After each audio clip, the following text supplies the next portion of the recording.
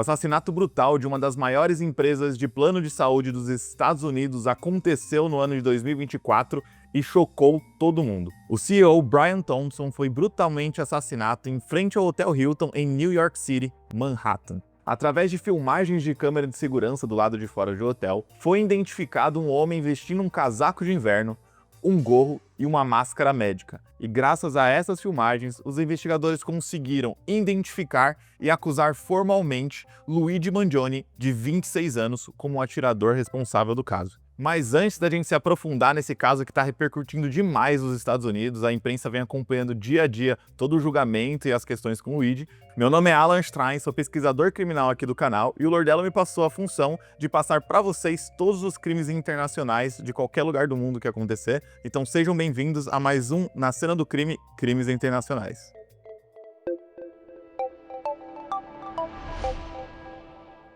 Gente, vamos lá. Antes da gente se aprofundar mais no caso, passo a passo da investigação, como que foi até a captura do Luigi, eu queria ressaltar uma parte que é muito importante, que para mim é a parte mais determinante de como ele foi pego. Se você perguntar para qualquer um da minha produção, é unânime que o Luigi era um cara muito bonito. Eu vou pedir até para vocês aqui, por favor, produção, coloca aquela foto dele sem camisa pro pessoal ver como o cara tá shapeado. É indiscutível a aparência do Luigi. E, infelizmente, rapaziada, esse pode ter sido um dos fatores que fez com que ele fosse pego, ou pelo menos a velocidade, né, a rapidez com qual ele foi pego. A famigerada paquera pode ter sido um dos fatores decisivos para a prisão do Luigi. Bom, mas nisso a gente entra mais tarde, a gente vai se aprofundando de acordo aqui com o decorrer da história.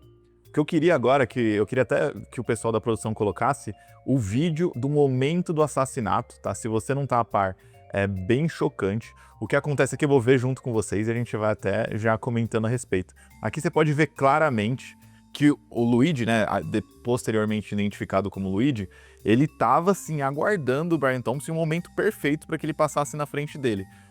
O que mais chama atenção é que em plena Manhattan, você pode ver, não tá completamente escuro, afinal de contas é Nova York, então a cidade nunca dorme, né? Ele esperou especificamente, se você observar nas imagens que o pessoal vai colocar, outras pessoas passam na frente dele. Então claramente era um alvo e era um alvo bem específico. Ele passa na frente dele e é alvejado basicamente a queima-roupa sem chance nenhuma de defesa pelo Luigi, né, posteriormente identificado. E como você pode ver nas próximas imagens, logo após ter alvejado o Brian Thompson, ele pega uma bicicleta e ele deixa a cena do crime. Durante as investigações do NYPD, que é a polícia de Nova York, foi identificado que o Luigi ele pegou a bicicleta, ele passa por alguns momentos, ou supostamente tenha ficado no Central Park, né, que é o parque mais famoso ali da região, pega um táxi e do táxi ele vai para um terminal de ônibus onde provavelmente ele iria de volta à sua terra natal, para tentar despistar as autoridades. Durante todo esse percurso, ele deixou algumas evidências, ele foi deixando alguns objetos, não sabemos se descartados propositalmente ou por acidente. Dentre eles, o Mangione ele supostamente descartou uma garrafa comprada no Starbucks próximo, uma embalagem de barra energética, um celular descartável ou algum outro tipo de aparelho telefônico para comunicação e uma mochila cheia de dinheiro de um Monopoly que seria o equivalente ao nosso banco imobiliário aqui no Brasil. Através desses objetos que a polícia inclusive teve uma certa dificuldade em identificar logo de cara quem era o Luigi, porque não bateu com nenhum tipo de dados que eles tinham no banco de dados da polícia de Nova York. Outro objeto que foi primordial na identificação do próprio Luigi foram que já na cena do crime, né, onde o Brian foi alvejado, as cápsulas das balas que foram encontradas tinham algumas frases nela, a gente vai passar aqui para vocês quais eram, mas isso foi primordial para saber que não se tratava de um simples assalto ou algo do tipo, foi algo planejado. As frases que foram encontradas pela perícia nas cápsulas, elas eram delay, deny e defend, que posteriormente foi descoberto ser uma crítica gigantesca sobre as próprias seguradoras ou as empresas de plano de saúde, que o Brian Thompson, inclusive, era CEO da maior dos Estados Unidos, era uma espécie de protesto. Para quem não sabe, nos Estados Unidos não é aqui que nem o Brasil, tá? Independente de qual que seja o seu viés político, o que você acha, a gente tem o SUS, que, em tese, é atendimento gratuito para todo mundo. Já nos Estados Unidos não funciona assim. Então, uma das maiores pautas internamente e uma das maiores reclamações generalizadas, tá, gente? Aqui eu tô falando de todas as classes sociais. Seja você rico, a não ser que você seja mega milionário, obviamente. Classe média, baixa renda, independente da sua classe social, nos Estados Unidos você sofre com um plano de saúde. E essas frases são retiradas diretamente de um livro onde expõe como que funciona esse esquema das seguradoras, dos planos de saúde, para atrasar a vida do cidadão e conseguir mais dinheiro, tá? O delay, você vai lá, passa pelo atendimento que você está precisando, você tem o seu plano de saúde coberto pelo seu empregador, e eles atrasam esse atendimento, ou te forçando a se automedicar, ou recorrer a outro tipo de método para melhorar. Então, você está gripado, eu não vou passar no plano de saúde, eu vou fazer um chá, alguma coisa do tipo. Então, eles tentam dessa maneira. O deny é basicamente a tradução literal, que é eles negam. O que eles fazem? Você muitas vezes é atendido, você passa pela triagem, o seu médico ele te atende, ele te passa as medicações, mas na hora da seguradora cobrir o atendimento, eles negam, eles falam que isso não estava dentro do seu plano, isso não cobre, e eles acabam te forçando a pagar do seu próprio bolso, tá? O que acontece quando você, que tem um plano de saúde, passa por um atendimento simples ou algo que obviamente deveria ser coberto pelo seu plano e é negado? Você quer recorrer. E é aí que vem a última estratégia deles, que é o defend. Obviamente, qualquer cidadão americano tem o direito de contestar em juízo o atendimento médico. Entretanto, ele não tem tanto poder aquisitivo como essas grandes companhias, como a United Healthcare é a gigantesca, a maior que tem lá. O que acontece é, você entra em juízo, você começa a pedir o seu direito e eles te afogam com advogados da elite, eles te afogam com atrasos, eles não deixam que você consiga esse direito de forma rápida e você acaba tendo que recorrer a outros métodos porque, quer queira ou não, você está doente e você precisa do atendimento médico agora. Ou você paga ou você acaba se complicando no quesito saúde. Então, recapitulando, o que temos até agora? Nós temos um assassinato brutal no meio da rua de Manhattan. A gente tem um atirador em fuga, né? Algumas evidências, possíveis evidências deixadas para trás, as cápsulas, identificando que foi algo planejado.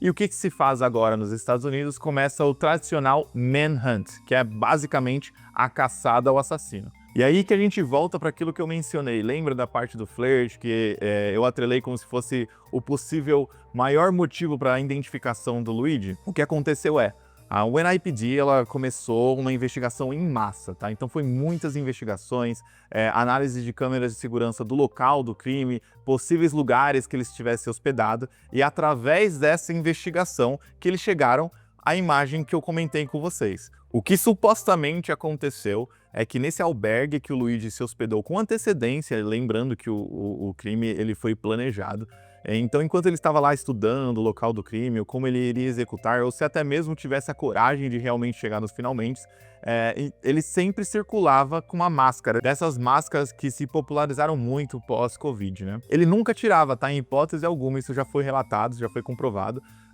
Raramente ele cometia algum tipo de deslize, só que em uma conversa com uma das atendentes do albergue, ele acabou se emocionando um pouco, inclusive há relatos que ela tenha pedido para ver o sorriso dele, porque estava gostando ali da cantada. Ele comete o maior deslize da investigação.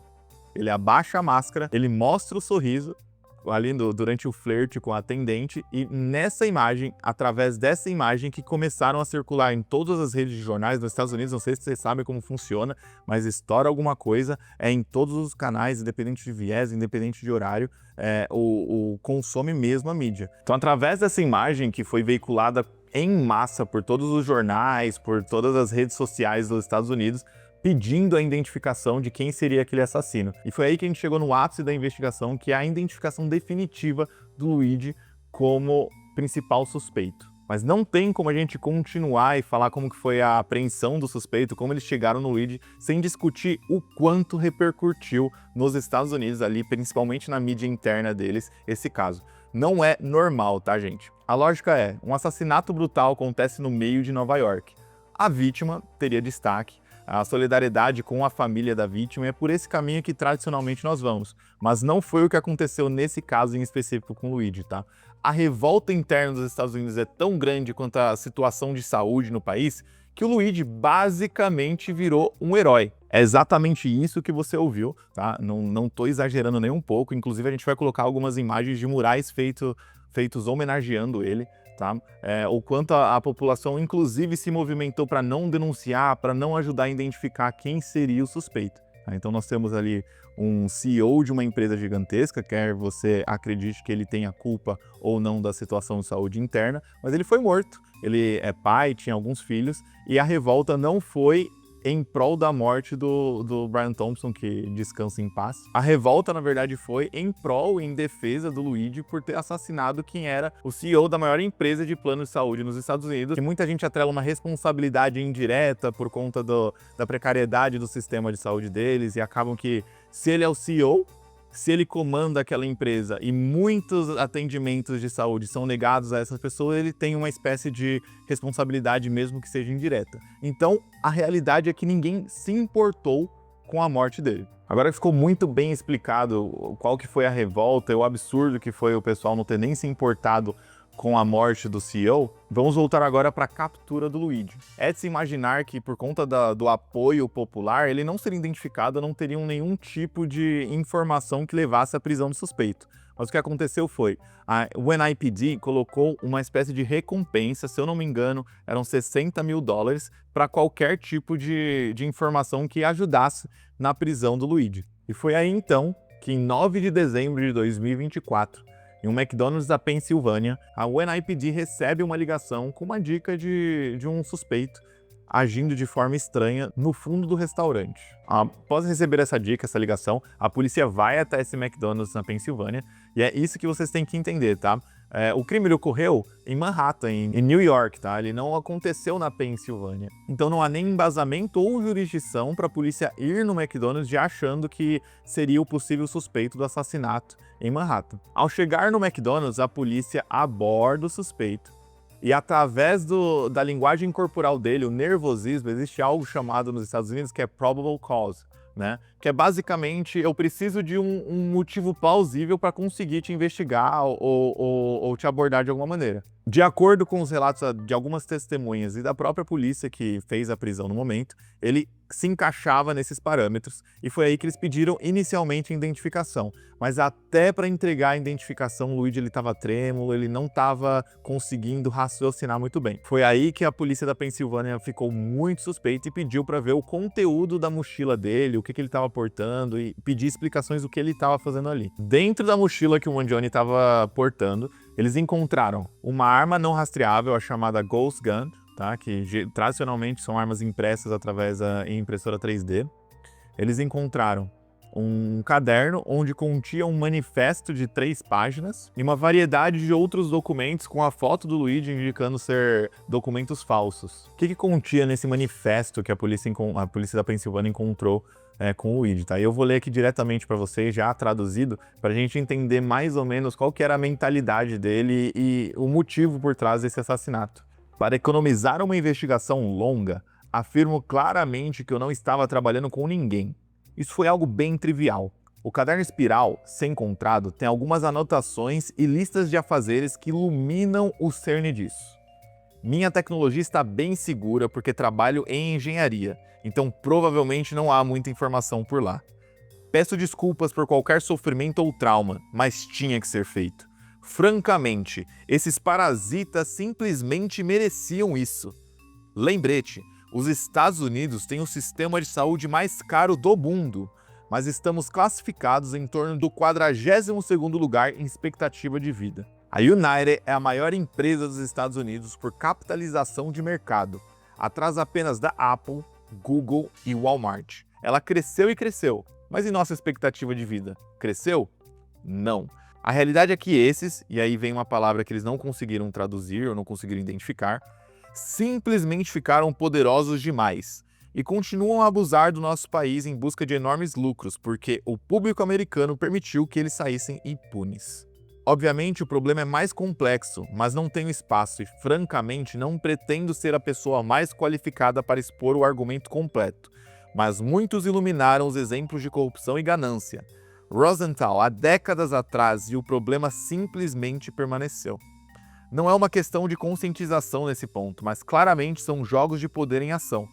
Evidentemente, eu sou o primeiro a enfrentar isso com tamanha brutal honestidade. De acordo com a atividade nas redes sociais, mais especificamente na conta do Goodreads, que foi supostamente ligada a ele, tá? Não é certeza absoluta, ela revelou que havia recentemente avaliado e lido um manifesto escrito por Ted Kaczynski. Para quem não conhece, o Unabomber, que também foi um serial killer muito famoso nos Estados Unidos. Naquela avaliação, ele elogia o manifesto e diz: claramente escrito por um prodígio da matemática, simplesmente é impossível ignorar com muitas de suas previsões sobre a sociedade moderna.